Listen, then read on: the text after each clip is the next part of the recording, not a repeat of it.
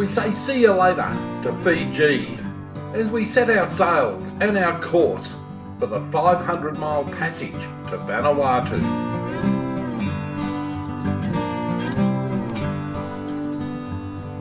It was just after midnight on the first night of this passage, and I flicked the radar on just to check to see what was around and picked up 3 targets. 2 roughly 3 miles off our starboard side, and the third one still on our starboard side at just over 5 miles. Go up top and have a look, there were no lights. As the dawn came, there was nothing around us but mystery ships in the night. It's always one of life's great mysteries when we pick up targets on the radar and we don't see any visible lights, no AIS signals, nothing else coming from them.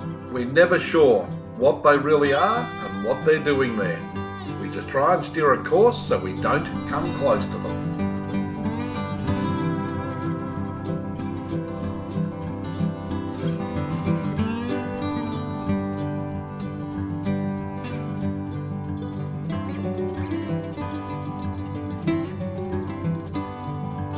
We always used to joke amongst our friends that sailing from Panama to Australia, sailing across the Pacific from east to west, you start off the day with the sun behind you and you should finish the day with the sun up ahead of you. At least you had the direction right twice a day.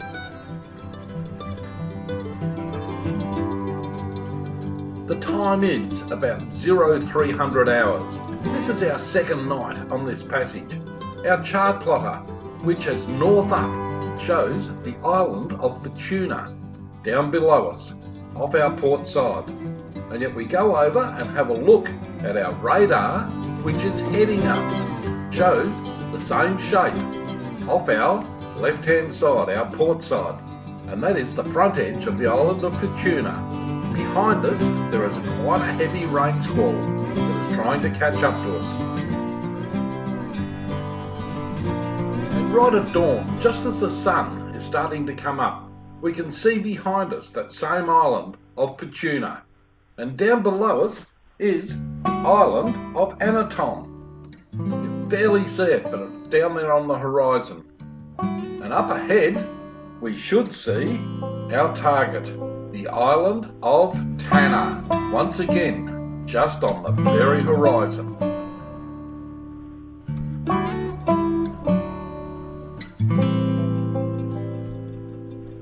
The call goes out, land ho for the island of Tanna, and we can see Mount Yasur, the volcano, going nuts.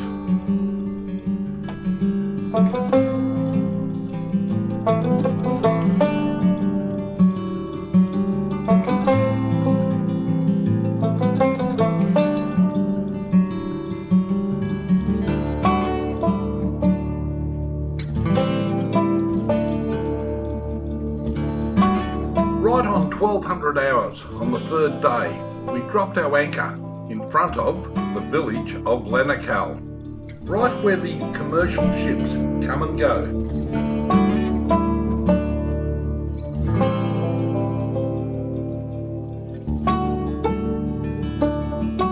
The locals here were extremely friendly. We got lots of cheers and lots of waves every time they would go past. Another one of the locals had just taken delivery of this brand new Quintrex runabout.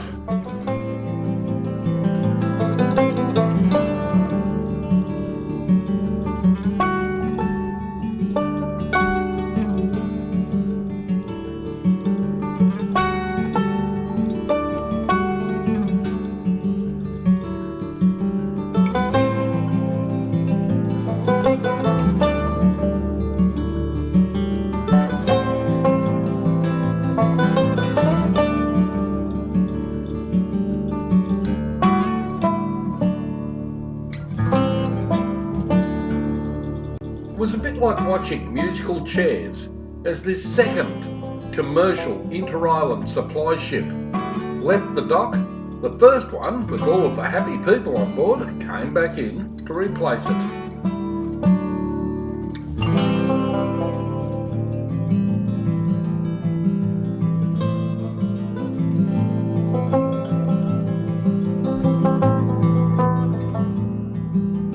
the second day, anchored in front of Vanuatu, an Australian flagged sloop came in by the name of Nariki.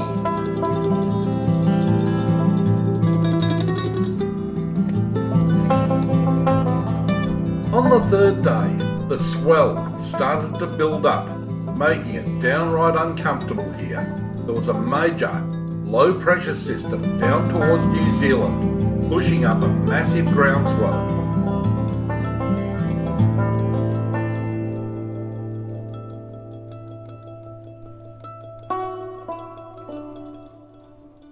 This same swell was starting to break on the reef we were trying to shelter behind. It just kept getting bigger and bigger as the day went on.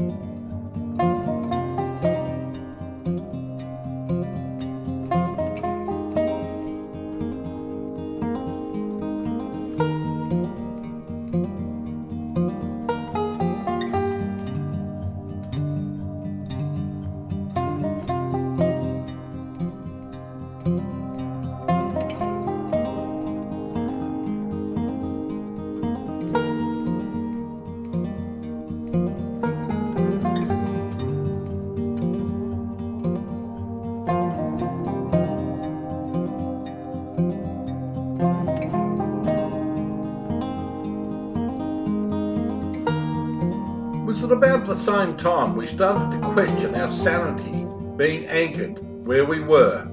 Was it safe for us, or was it better off for us to leave? We had our mind made up for us quite quickly as a third commercial ship started heading in, and they asked us to move to make space for them to get to the dock.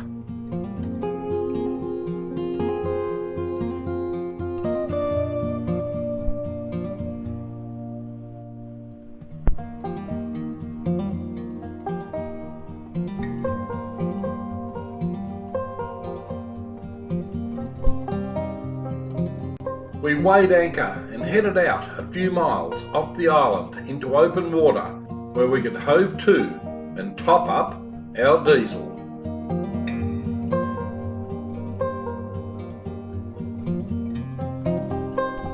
From there we sailed up around the northern end of the island to try and find a better place to sit out the night.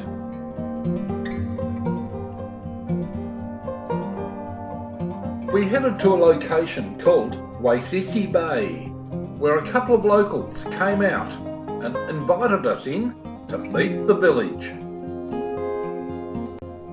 These gentlemen were waiting on the beach for us to come in our dinghy, and when we got there, they took us up to the village where there were two chairs set up in front of the children sitting on palm fronds, and the rest of the village sitting around under the giant banyan tree. They wanted to hear our story of where we had been and how we came to anchor right in front of where they lived.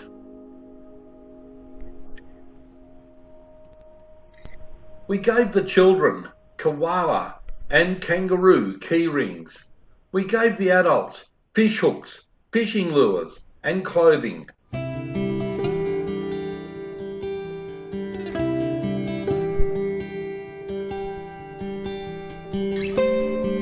Some of the women in this village had made these handcrafts, which they presented to Annie.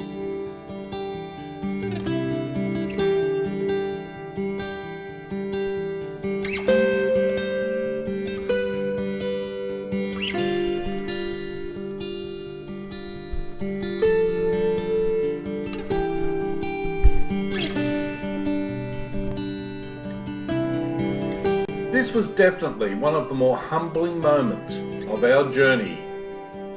These people wear their hearts on their sleeves.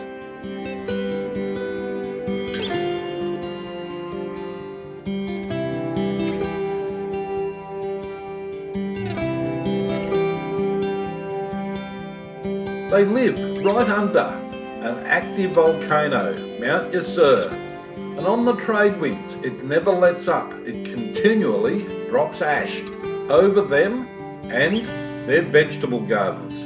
Their source of food they have to constantly clean off several times a day.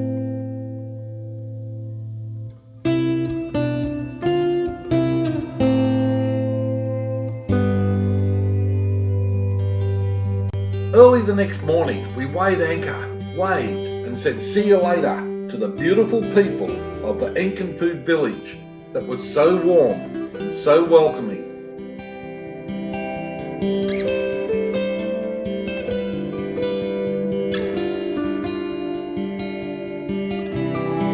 And here is that same volcano, Mount Yasur, from a different angle, from just outside the village that we visited.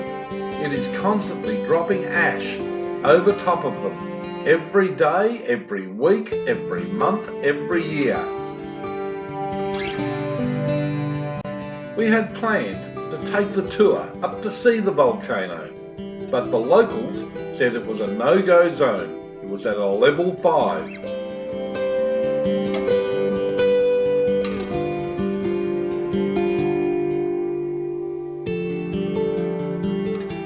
Everything on board Anacam was crunchy. The winches were crunchy. The teak was crunchy. Everything had a coating of volcanic ash.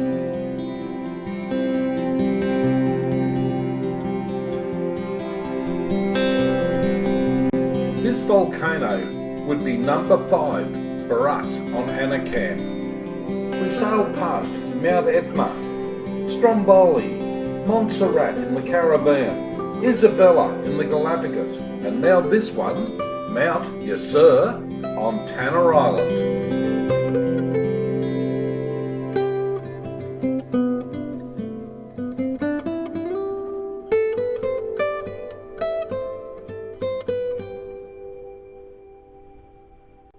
We set our course for our final stop here in Vanuatu, Port Resolution, with beautiful natural anchorage, surrounded by a lot of volcanic activity.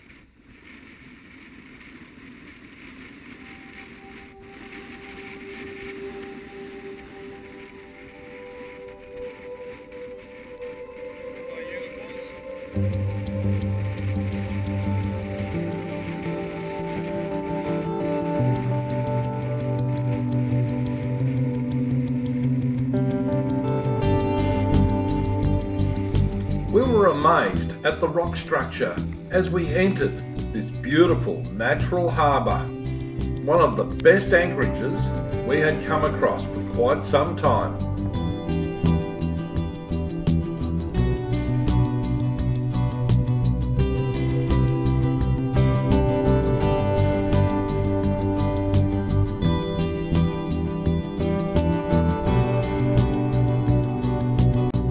Night, while anchored in Port Resolution, we had a front row seat to nature's own sound and light show. We watched this thunderstorm and the lightning strikes break over Mount Yasur.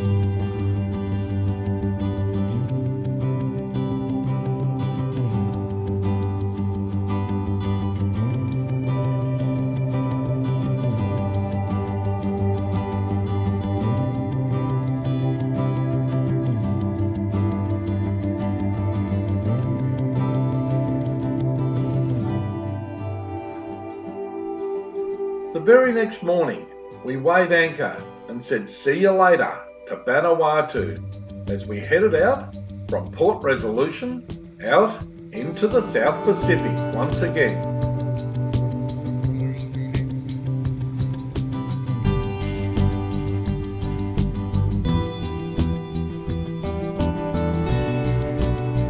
We really enjoyed our stay here on Tanna Island. The people are very special and very dear to our hearts.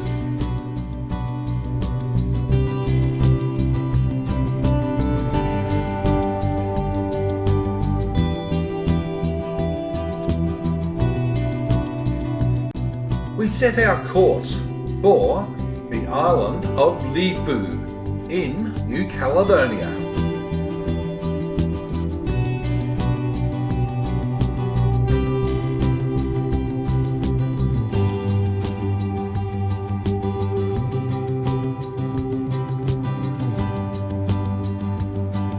Mother Nature really knows how to put on a show as we have this beautiful rainbow at sea. Hit the like and the subscribe buttons to see more of our adventures sailing on Anakam. We watch another squall starting to build heading our direction. This one we would get ahead of it.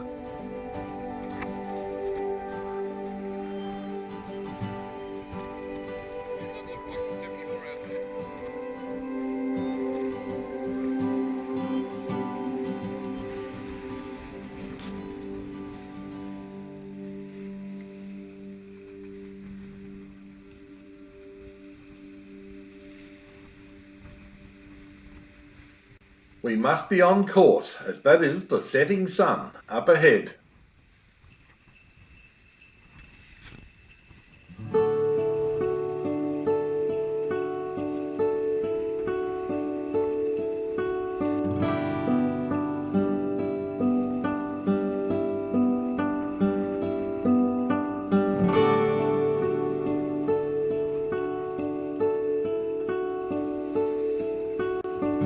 Some people will hate you.